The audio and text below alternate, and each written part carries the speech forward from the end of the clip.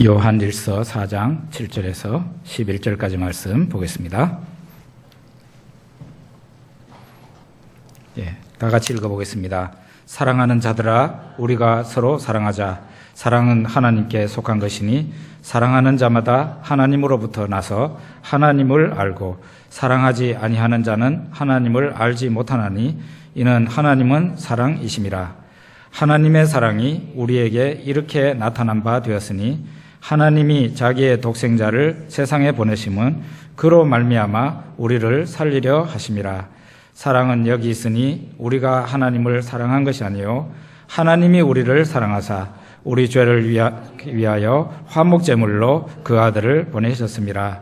사랑하는 자들아, 하나님이 이같이 우리를 사랑하셨은즉 우리도 서로 사랑하는 것이 마땅하도다. 아멘. 예루살렘에서 여리고로 내려가는 길에 어떤 사람이 강도를 만났습니다. 강도들이 그의 옷을 벗기고 때려서 거의 죽은 것을 버리고 가버렸습니다. 마침 한 제사장도 그 길을 지나가다가 그 강도 맞은 자를 봤지만은 피하여 지나갔다 그랬습니다. 한 레위인도 그곳에 와서 그를 보고 피하여 지나갔습니다. 그런데 어떤 사마리아인이 여행 중에 그 사람을 보고 불쌍하게 생각을 해서 그 상처를 치료해주고 또 그를 여관으로 데리고 가서 돌봐주고 그 다음날 길을 떠나면서 여관 주인에게 돈을 주면서 저 사람을 내 없는 동안에 잘 돌봐주십시오. 혹시나 돈이 더 들면 내가 돌아올 때 돈을 더 드리겠습니다. 그렇게 말을 했습니다. 이 이야기는 예수님이 말씀하신 선한 사마리아인의 이야기입니다. 예수님은 여기에서 사랑에 대해서 얘기를 하고 싶었던 겁니다. 이웃이 무엇이며 사랑이 무엇이냐, 그걸 말하고 싶었던 거예요. 이웃이라는 게 내 옆에 산다고 해서 이웃이 아니라 정말 나에게 관심을 표해주고 나를 사랑해주는 사람이 그 사람이 나의 이웃입니다. 마찬가지로 아무리 먼 곳에 있다고 할지라도 내가 어떤 사람에게 사랑을 베풀고 관심을 표한다면 그 먼 곳에 있는 사람이 나의 이웃이다 하는 거죠. 정말 나의 관심과 사랑이 필요한 사람이 내 곁에 있는데 내가 그 사람을 외면한다면 나는 그 사람에게 진정한 이웃도 아닐 뿐만 아니라 그것은 예수님이 죄악이라고 말씀하시는 거예요. 5달란트, 2달란트 받은 자는 달란트를 받아서 배나 남겼습니다. 2달란트 받았던 자는 또 2달란트를 더 남기고 5달란트 받은 자는 또 5달란트를 더 남겼습니다. 그런데 1달란트 받은 사람은 그것을 가지고 가서 아무 일도 안 하고 수건에 싸서 두었다가 주인이 올 때 그냥 내주었습니다. 나는 이거 가지고 아무것도 안 했습니다. 그 주인이 뭐라고 그랬습니까? 이 악한 종아 하고 이 악한 종을 바깥 어두운 데 쫓아내버려라. 그렇게 말합니다. 하나님 앞에서 나는 선한 일, 착한 일을 남을 돕는 일을 잘 하지는 않았지만 남에게 해도 안 입혔을 뿐만 아니라 나는 아무것도 안 했습니다. 라고 말을 한다면 하나님께서 우리들에게 이 악한 놈아 하고 얘기를 할 거예요. 아무것도 안 하는 것은 죄악입니다. 사랑하는 자들아, 우리가 서로 사랑하자. 7절에 그렇게 말하고 있어요. 사도 요한입니다. 사도 요한이 우리가 서로 사랑하자.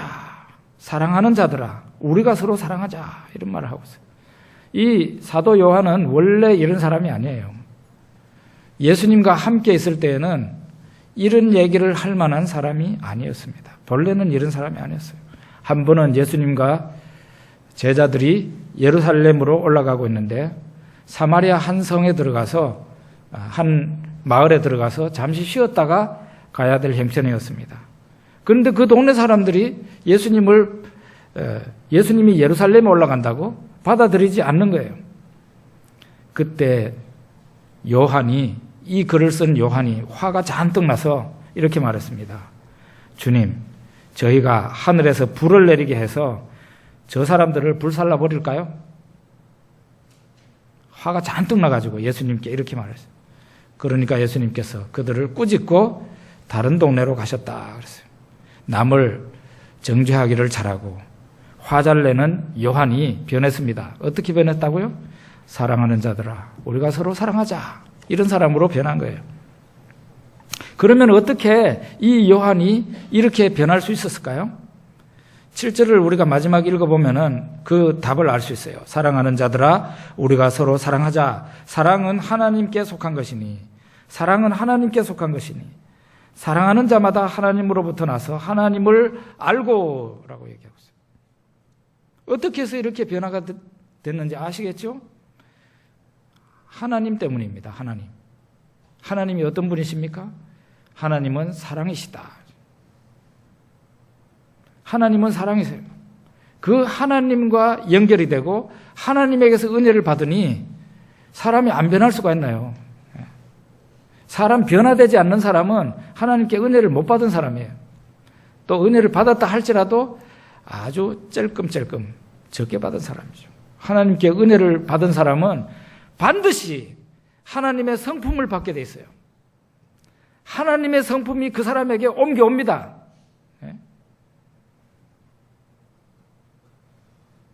하나님은 사랑이시다 그랬어요. 사랑이신 그 하나님이 사람을 낳습니다. 사람을 낳아요. 그게 중생입니다. 교회 안에는 모든 사람이 중생한 자라야 그게 정상적인 교회인데 그렇지 않을 수도 있습니다. 하나님께로 태어난 자, 그 사람이 거듭난 자이고 성령으로 거듭난 사람이에요.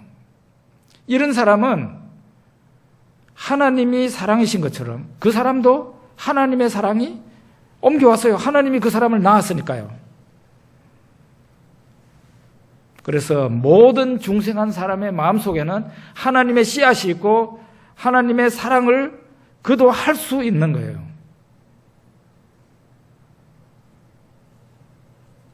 그러지 않고 어떻게 죄인인 인간이 사랑할 수 있겠습니까? 택도 없죠.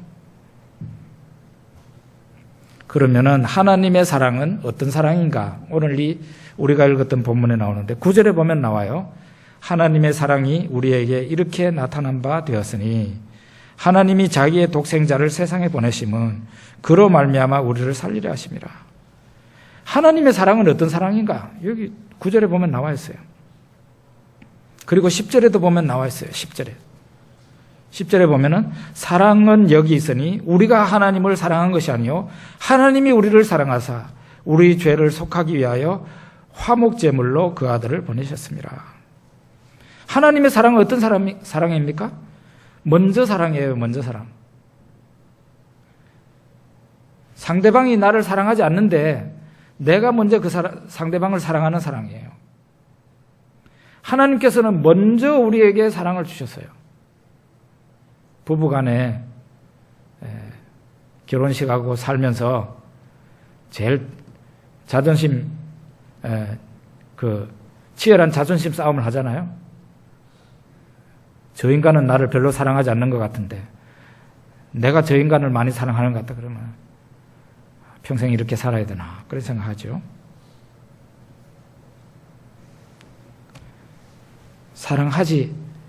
나는 사랑받지 못한다 할지라도 상대방을 사랑하면 그것이 하나님의 사랑이죠. 우리는 사랑받을 준비도 안 돼 있었어요. 하나님을 사랑하는 마음이 없었어요. 하나님이 먼저 우리를 사랑하셨습니다. 부부간에도 먼저 사랑하시고 성도간에도 먼저 사랑하는 우리 성악교회가 됐으면 좋겠어요. 사랑은 여기 있으니 우리가 하나님을 사랑한 것이 아니요 하나님이 우리를 사랑하사 우리 죄를 속하기 위하여 화목제물로 그 아들을 보내셨습니다. 그리고 하나님은 먼저 우리를 사랑하셨을 뿐만 아니라 두 번째는 하나님이 죄인들을 위해서 제물을 준비하셨어요. 야, 이거 정말 특이합니다. 본래 제물은 누구가 준비하는 겁니까? 죄 지은 자, 사람, 죄 지은 자가 죄인이 자기의 죄를 용서받기 위해서 제물을 준비해야 되는 거예요. 비둘기를 준비하든 양을 준비하든 소를 준비하든 염소를 준비하든 죄인이 지가 지 죄를 용서받기 위해서 준비해야 돼요. 제물을. 그런데 이 요한일서 4장에서 보면은 누구가 제물을 준비했어요? 죄인도 아닌 하나님이 제물을 준비했어요. 참, 이거는요, 구약 성경에서는 잘 보기 힘든 예입니다. 이 세상에 아들 하나님, 성자 하나님이 이 세상에 오시고 난 뒤에 우리가 드디어 하나님이 이런 하나님이라는 것이 명백하게 아주 확실하게 밝혀진 거예요. 구약 성경만 하더라도 이런 부분이 명백하지 않았어요. 하나님이 어느 정도로 사랑이 많으신 분인가 명백하지 않은데 예수님이 오셔서 드디어 하나님은 죄인들이 지가 스스로 죄를 깨닫고 하나님 앞에 제물을 가져오기를 바라신 게 아니라 하나님이 먼저 사랑을 베푸셨고 하나님이 죄인들을 대신해서 제물을 준비하셨어요. 어떤 제물입니까? 하나님 자신이 그 제물이 되었습니다. 여기 보면은 화목 제물로 그 아들을 보내셨습니다 그랬는데 성자 하나님을 이 세상에 보내셨어요. 성부 하나님의 입장에서 보면은 아들 하나님을 이 세상에 제물로 보내신 거고 성자 하나님의 측면에서 보게 되면은 하나님이 자기 자신을 성자 하나님이 자기 자신을 제물로 바치신 거예요. 왜 이런 일이 벌어졌습니까? 죄인인 우리가, 여러분과 제가 심지어는 하나님이 계시는지도 모르고 우리가 어떤 죄를 지었는지도 모르고 우리가 이와 같은 중한 죄를 짊어지고 어디로 가는지도 모르고 우리의 끝이 어딘지도 모르고 가고 있었다는 우리 인생이.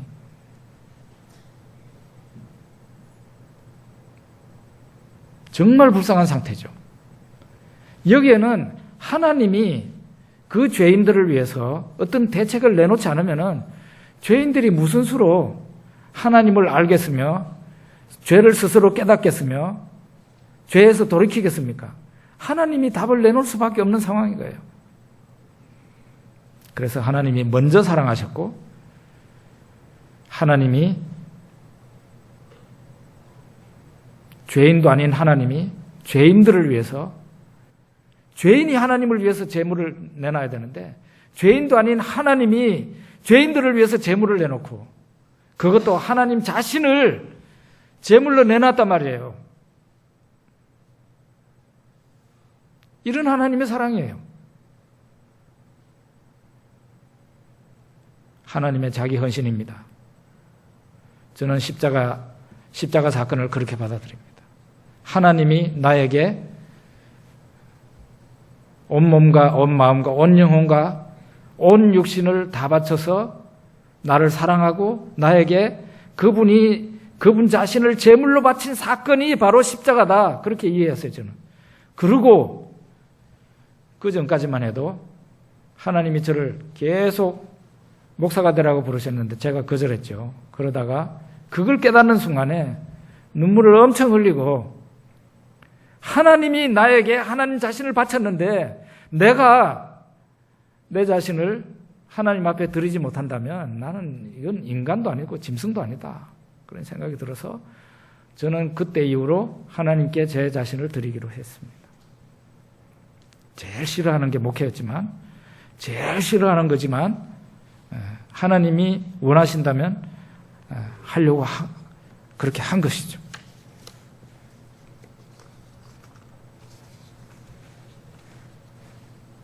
하나님이 오늘 또 말씀하십니다. 내가 너희를 위해서 제물을 준비했고 내가 너희를 위해서 내가 내 자신을 제물로 드렸노라. 하나님이 선언하고 계십니다. 11절에 보면은 그래서 우리도 어떻게 해야 마땅하다고요? 사랑하는 자들아, 하나님이 이같이 우리를 사랑하셨은즉 우리도 서로 사랑하는 것이 마땅하도다. 하나님의 사랑을 보셨습니까? 먼저 사랑이었죠? 두 번째로는 원래는 죄인이 지 자신의 죄를 용서받기 위해서 죄인이 제물을 준비해야 되는데 깨닫지 못하고 있으니까 그 죄인이 하나님이 끝까지 기다릴 수도 없고 하나님이 죄인들을 위해서 제물을 준비했는데 그 제물이 자기 자신이었다는 거예요. 이같이 하나님이 우리를 사랑하셨으니까 우리도 서로 사랑하는 것이 마땅하다는 거예요. 어떻게 사랑합니까? 먼저 사랑해야 돼요. 제가 이런 거 잘 아는데 저를 따라서 합시다. 먼저 사랑합시다.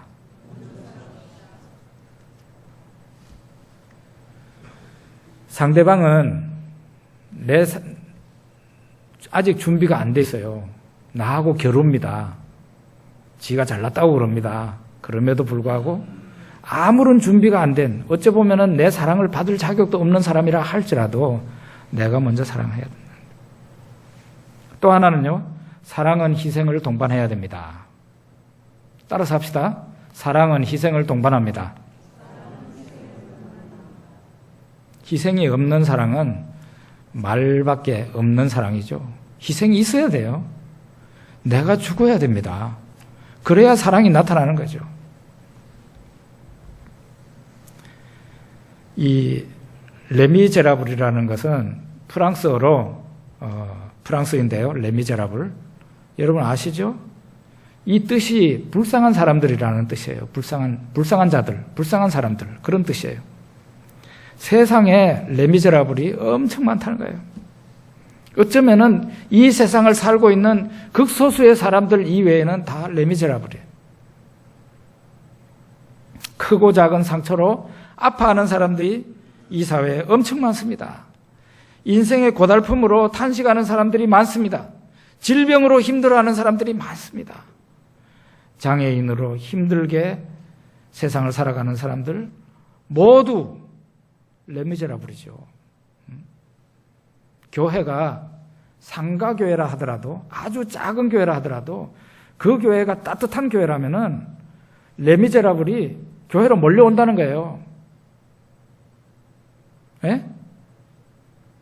삶에 지치고 힘들고 상처받고 괴로움을 당하고 온갖 고통을 당하는 비참한 자들, 불쌍한 자들이 교회가 작더라도 온다는 겁니다. 따뜻한 교회라면은. 여러분 고린도 교회 보십시오. 고린도 전서 1장에 보면은 고린도 교회의 구성원들, 교인들이 어떻게 구성원이 되어 있는지 보십시오. 사도 바울이 얘기합니다. 너희들 가운데 지혜 있는 자들이 많지 않고 능한 자들이 많지 않고 문벌 좋은 자가 많지 않도다. 고린도 교회를 보면 찌질이들만 많이 모인 그런 교회예요. 말하자면 레미제라블이 대부분을 차지하는 교회였다 이 말이죠. 그런데 우리 교회는 뭡니까? 우리 한국 교회는 어떻습니까? 잘 나가는 교회들 어때요? 하나님께 된통 혼이 나야 될 그런 처지에 있어요. 심각한 회개가 일어나야 돼요.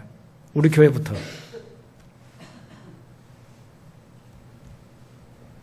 강력한 자석이 있다고 생각해 봅시다. 그 자석이 가면은요, 온갖 쇠붙이가 막 그냥 딸려옵니다.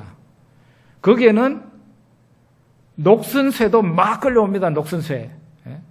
이 사회에 녹슨 쇠와 같은 인생의 실패자들, 불쌍한 자들이, 레미제라블들이 교회의 강력한 사랑의 자석에 막 끌려오는 거예요.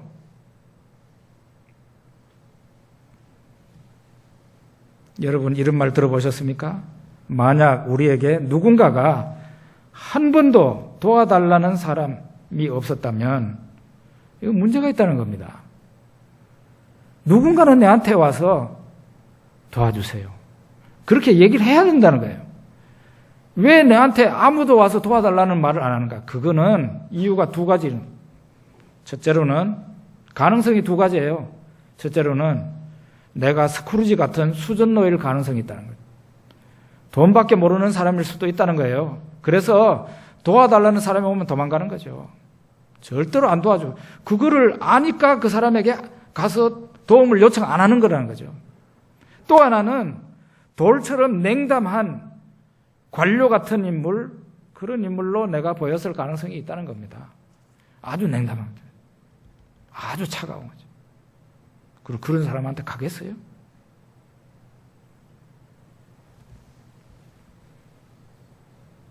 우리 교회가 반성해야 됩니다. 우리 한국 교회가 반성해야 돼요. 그래서 교회가 꾸정물을 안 묻히려고 하는, 아주 고상하게 있으려고 하는, 좀 냄새나는 옷 입고 오는 사람이 교회 안에는 얼씬도 못하는 이와 같은 교회가 된다면 우리 하나님이 어찌 기뻐하시겠는가요 말이에요. 여러분이나 저나 좀 더 낮은 곳으로 깊이 내려가야 됩니다. 교회가 사랑하지 않는 교회는 교회로서 기능을 상실한 거예요. 신자가 사랑하지 못하는 신자는 사실상 죽은 사람입니다. 그런데 여러분, 사랑하는 자는 반드시 하나님의 은혜를 경험하게 되어 있습니다. 요즘 하나님의 임재라는 말을 많이 쓰는데요. 저는 그 말이 오해가 가능한 말이라 그 말에 대해서 거부감을 가지는 사람이에요. 하나님의 임재. 하나님의 임재를 경험하고 싶어서 요즘 두 가지 행동을 하는 사람들이 있습니다. 첫째 부류는요, 아주 열광적으로 기도하고 찬양을 합니다. 이게 지나친 게 문제예요. 마음에 간절한 그걸 누구가 나무르겠습니까? 당연하죠. 그건 좋은 거지요. 그런데 마음은 삭막해서 사막과 같은 인간들이 모여가지고 막 그냥 관만 지르는 거죠. 앞에 인도자는 지가 영성도 없는 인간이, 지가 평소에 기도를 안 하는 인간이 막 그냥 사람을 갖다가 마취 상태로 집어넣는, 막 열광적으로 찬양하고 막 기도하고, 그러면 하나님의 임재가 임합니까? 그렇게 믿고서 그런 집회를 만듭니다. 그 완전 반대 그룹이 있는데요. 소위 관상기도를 한다는 사람들입니다. 여러분, 관상기도는 말 들어보셨어요? 우리 교단에서는 이런 거 금지하고 있습니다. 관상기도를 하는 사람들은 하나님의 임재를 체험해야 됩니다. 이런 말을 해요. 그러면서 하나님의 임재를 체험하고 싶은 사람들이 어느 곳에 옵니다. 오면은 이미 분위기가 다 그렇게 잡혀 있는 건물이에요. 거기에 모인 자리에 일단 딱 다 모이면은 형광등을 탁 끕니다. 불빛이 다 없어집니다. 그러고는 촛불을 몇 개 딱 켭니다. 아무 소리도 없습니다. 거기서 조용합니다. 절대 고요가 그 안에 있습니다. 잠시 후에 땡 하면서 작은 종소리가 들립니다. 그때부터 하나님의 임재가 우리에게 임합니다. 하나님의 임재가 우리에게 임합니다. 이러고 있는 거죠. 온 신경을 집중해서 내면에 있는 하나님과 교통한다고 하는 그런 사람들입니다. 이게 성경에서 말하고 있는 임재입니까? 여러분, 우리 한국 교계가 너무 혼탁하고 너무 이상하게 돌아가고 있어요. 성경에서 말하고 있는 하나님의 임재를 우리 봅시다. 14절 15절에 나오는데 우리가 아까 읽지는 못했어요. 14절 15절에 보면 아버지가 아들을 세상의 구주로 보내신 것을 우리가 보았고 또 증언하노니 누구든지 예수를 하나님의 아들이라 시인하면 하나님이 그의 안에 거하시고 그도 하나님 안에 거하느니라. 하나님의 임재를 경험하고 싶은 사람은 하나님이 내 안에 들어오기를 원하시는 사람, 내 안에 들어오셔서 내 안에서 사시기를 바라는 자가 있다면 그 사람은 하나님의 아들 예수님에게 마음문을 열고 예수님을 받아들이면 됩니다. 촛불을 켤 필요가 없어요. 종을 칠 필요가 없어요. 예수 그리스도를 마음에 받아들이면 예수님이 우리 안에 들어오시는데 그것은 바로 하나님이 내 안에 들어오시는 임재의 사건이에요. 그날 이후로 떠나지 아니하십니다. 여러분과 제 안에서 하나님이 사시는 거예요. 이게 바로 하나님의 임재예요. 또 하나는 13절에 보면 나오는데 그의 성령을 우리에게 주심으로 우리가 그의 안에 거하고 그가 우리 안에 거하시는 줄을 아느니라 그랬어요. 예수님이 승천하시 십자가를 지시기 전에 말씀하셨죠. 내가 가면 또 다른 보혜사를 너희들에게 보내겠다. 너희가 지금은 슬퍼하지만 그때는 너희가 기뻐할 거다. 그랬어요. 또 다른 보혜사 성령이 성도들 가운데 오시는데 바로 이것이 성령이 우리 안에 들어오시는 사건이에요.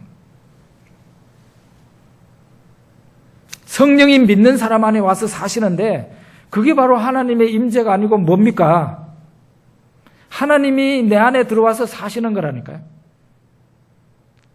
나를 깨닫게 해주시고 때로는 죄를 책망하시고 내가 앞길이 어떤지 몰라서 허둥대고 있을 때 이게 바로 네가 갈 길이야 하고 보여주시고 성령께서 우리 안에 들어오시죠. 그게 바로 임재예요. 그런데 오늘 우리가 지금 묵상하는 게 뭡니까?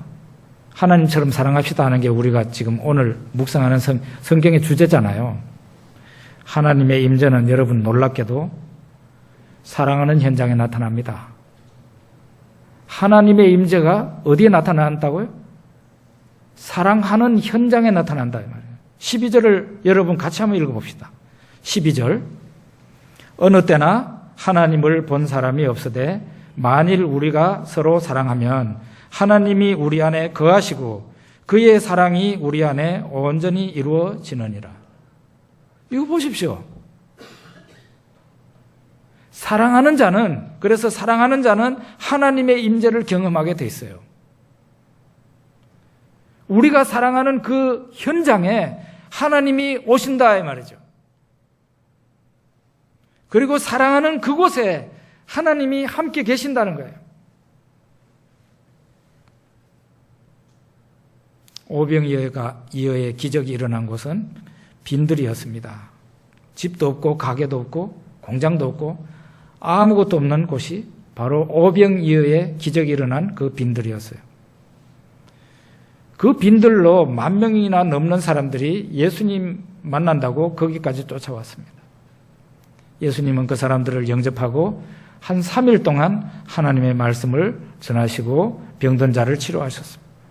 3일 정도 지났는데 이제 예수님이 딴 곳으로 가야 되잖아요. 그래서 그 사람들을 돌려보내야 되는데 걱정이 되는 거죠. 왜냐하면 배가 너무 고픈 상태. 사람들이 너무 오랫동안 예수님과 같이 있는 바람에 양식도 가지고 간 양식도 다 떨어지고 빵도 다 떨어지고 배가 너무 고픈 상태예요. 예수님이 볼 때 저 사람들이 집으로 돌아가다가 쓰러질 수도 있다. 그렇게 본 거예요. 예수님이 염려하니까 제자들이 뭐라고 그러는가 하면 저 사람들 마을에 보내서 사 먹게 하죠. 저 사람들 마을로 보내서 사 먹게 합시다. 그랬어요. 그때 예수님이 뭐라고 제자들에게 말씀하셨습니까? 갈 것 없다. 너희가 먹을 것을 주라. 갈 것 없다. 너희가 먹을 것을 주라. 제자들이 음식을 그 많은 사람들에게 줄 만한 형편이 되었습니까? 사실 제자들도 돈이 없고 먹을 것도 없었어요. 제자들도 먹을 것도 없고 돈도 없고. 제자들에게 오직 있는 것이 어떤 아이가 들고 있는 도시락 하나예요. 물고기 2마리와 보리떡 5개. 그거 한 사람만 딱 먹으면 될 만한 그게 어떻게 있었는지 그걸 떡 들고 왔습니다. 예수님은 그 도시락을 들고 하늘을 우러러 축사하시고 제자들에게 나누어 주었습니다. 제자들이 그 보리떡 5개와 물고기 2마리를 예수님에게서 받아가지고 또 무리들에게 나누어 줬어요. 기적이 일어나서 10,000명이 넘는 남자 어른만 하더라도 5,000명이 넘는 사람들을 다 먹였고 그들이 배불리 먹었었고 배불리 먹고 난 뒤에 남은 것이 12광줄이나 됐어요. 처음에 예수님이 들고 기도했던 그것보다 몇십 배나 더 남은 거죠. 12광줄이었으니까 몇십 배 정도 됐겠어요. 이게 바로 하나님의 임재 사건입니다. 하나님의 임재가 그 가운데서 나타난 거예요. 사랑하는 현장에. 예수님이 그리고 제자들이 그 많은 무리들을 사랑으로 먹이고 싶은데 능력이 없었잖아요. 그 현장에 하나님이 나타나셔서 사랑을 베풀 수 있도록 해주셨단 말이에요. 여러분, 우리는 사랑할 수 있습니다. 사랑할 수 있어요? 왜요? 우리 안에는 하나님이 들어와서 사시잖아요. 우리는 하나님의 성품을 받았습니다. 사랑할 수 있어요. 그런데 내 옆에 있는 사람이 돈 좀 달라는데 내한테 돈이 없어요? 가진 것이 없어요? 그러면 사랑할 수 없다고 생각했죠? 오병이어의 기적을 통해서 저나 여러분이나 깨달아야 돼요. 아무것도 가지지 않았다 할지라도 사랑할 수 있어요. 우리가 상대방을 도울 마음만 있으면 하나님은 기적을 나타내서 우리들로 하여금 그 사람을 도울 수 있게 한다는 거예요. 그런데 목사님, 나는 돈보다 내 가진 것보다 더 없는 게 있는데 나한테는 사랑이 없는데 어쩌죠? 사랑의 마음이 없어요. 사랑의 마음이 없는 내가 어떻게 저 사람을 사랑할 수 있습니까? 그것도 염려하지 마십시오. 그걸 깨달았다면 기도하면 됩니다. 하나님, 내가 사랑하는 사람이 되고 싶습니다. 내가 저 사람을 사랑할 수 있게 해주십시오. 기도하면 하나님께서 사랑을 부어주시죠. 뭐가 모자라십니까? 하나님의 임재는 사랑하는 현장에 나타납니다. 불 꺼놓고 촛불 켜고 종소리를 울리고 그런 이상한 행동을 할 필요가 없습니다. 막 그냥 찬송가를 하루 종일 부르고 열광적으로 기도를 하고 그렇게 해야 하나님의 임재가 나타난다. 그렇게 해서 나타날 수도 있겠지만 그러지 않아도 우리가 사랑하는 사람이 된다면 우리가 사랑하는 그 현장에 하나님이 친히 임재하셔서 우리 머리를 쓰다듬어 주시고 우리에게 잘한다고 말씀하시고 우리의 사랑을 건네받는 그 사람에게 하나님의 사랑이 전달되는 겁니다. 여러분이나 저나 안 쓰던 근육을 이제 좀 써야 되겠어요? 다음 주가 되면은 하반신을 못 쓰는 휠체어 장애인이 옵니다. 어떻게 해야 되겠어요? 제가 이렇게 아침에 교회를 다 보니까 그분이 내려서 통과할 곳을 보니까 걸레도 거기에 이렇게 걸레 빨아는 것도 거기에 있고 그 다음에 우리 바닥에 출입구에 까는 그 매트 그것도 있고 그런데 그거 다 그거 다 치워야 됩니다. 화분도 거기에 있던데 화분도 다 치워야 됩니다. 이렇게 해가지고 그 다음에는 본당으로 진입을 잘할 수 있을지 여러분들이 한번 보십시오. 그 다음에 화장실이 그분이 사용할 수 있을 정도로 준비가 돼야 됩니다. 우리가 만약 이분을 위해서 준비하지 않으면 앞으로 다른 장애인은 또 올 수가 없어요. 우리가 만약에 1억 원이라는 돈을 들여서 한 영혼을 살 수 있다면 그것은 남는 장사입니다. 1억 원을 가지고 지옥 갈 사람을 한 사람 천국에 보낼 수 있다면 그것은 우리가 당연히 할 수 있어야 된다. 여러분이나 저나 지금 너무 사랑의 근육에 굳어 있어요. 이제는 우리가 좀 안 쓰던 근육을 좀 움직여 봅시다. 아멘? 기도하죠. 하나님